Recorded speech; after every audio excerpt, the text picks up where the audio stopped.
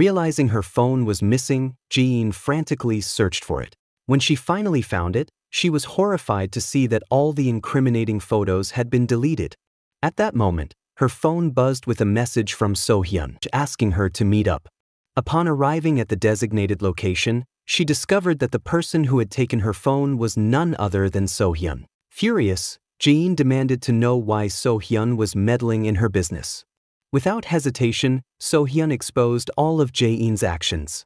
Realizing there was no way to keep her secret anymore, Jean admitted everything. She explained that back in middle school, she and Ho-rang were in the same class for an entire year, yet Ho-rang had always ignored her.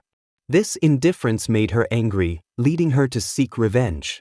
However, she also clarified that Ho-rang was actually the victim of bullying, not the perpetrator. She had personally witnessed Ho-rang being tormented and had taken photos of those moments.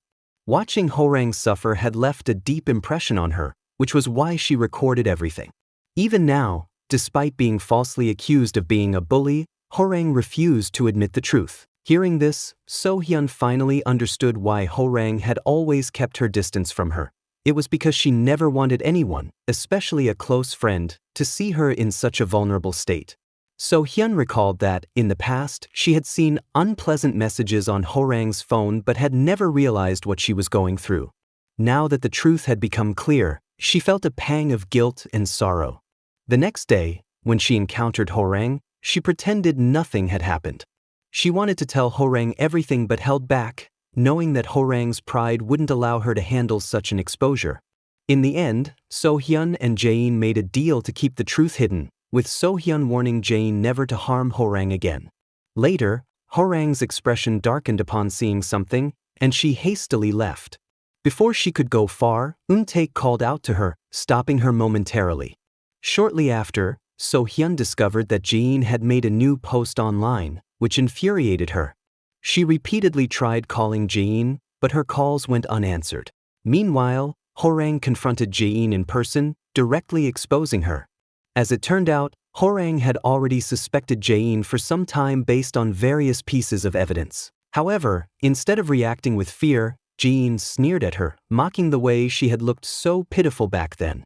To make matters worse, she deliberately mentioned that So-hyun had also been aware of the truth. At that moment, So-hyun appeared. When Ho-rang saw her, she immediately questioned why she was there. So-hyun quickly explained that she had only recently found out the full truth and that she was genuinely concerned about her.